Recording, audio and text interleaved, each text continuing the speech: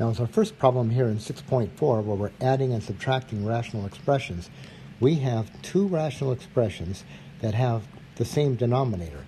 So what we're going to do is write a big fraction bar and write that common denominator, and then we're just going to go ahead and add the tops together. The first top, the leftmost top, plus the rightmost top.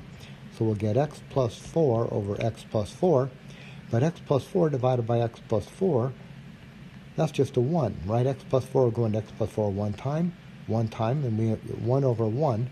So our simplification here is just 1. So what we're saying is that this expression plus this expression just produces a 1. In problem 5, we again have two fractions that have the same denominator. So let's just write a big fraction bar with that common denominator, and we'll just go ahead and combine the tops. We'll take the leftmost minus the rightmost, so we'll just get x minus 2, and this is the best we can do. X minus 2 over x plus 2. This will be the simplified form. Now, don't be doing something crazy like this. Don't think that, okay, I'm going to rewrite this like this. Let me just rewrite it here. X minus 2 over x plus 2. Don't be doing this. Cancel the x's, cancel the 2's, and then what do you get? You get a, like, when you cancel, you get a 1, so it'll be 1 minus 1 over 1 plus 1. You get a 0 over 2, which is 0. Now, you can't do this, right? Because what you're doing is you're canceling common terms, not common factors. If you can't factor, you can't cancel. And we can't factor anything out of here. So this is our simplified form.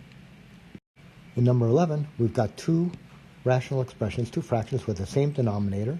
So let's just write that denominator and combine the tops. Left top plus the right top. 3 plus 6 is 9 over k. There we go. And in number 13, nothing different here than we've done in our last three. We have two fractions, same denominators. So we'll draw our fraction bar, write that common denominator, and then 16 minus 11. The 16 minus 11, we can write that as a 5. So we'll get 5 over y plus 28. Now in 15, once again, we've got two fractions with the same denominator. So let's write our fraction bar with that denominator, that common denominator, and then let's combine the tops. We'll get 7x plus 7y. And as we do with all rational expressions, we try to reduce them to lowest terms, and we do that by factoring. And notice in the top you've got a 7 common to both these terms, so let's factor out the 7. We'll get 7, and that'll leave us with x plus y over y plus x. But we know that this y plus x, this can be rewritten as x plus y, right? Addition is commutative, so y plus x is the same as x plus y. So I'm going to write this as 7 x plus y over, and in the bottom, instead of y plus x, let's write it x plus y. And if we do this, we can see that the x plus y's are going to cancel, and we end up with just 7. Now in 17, once again, we've got two fractions with common denominator.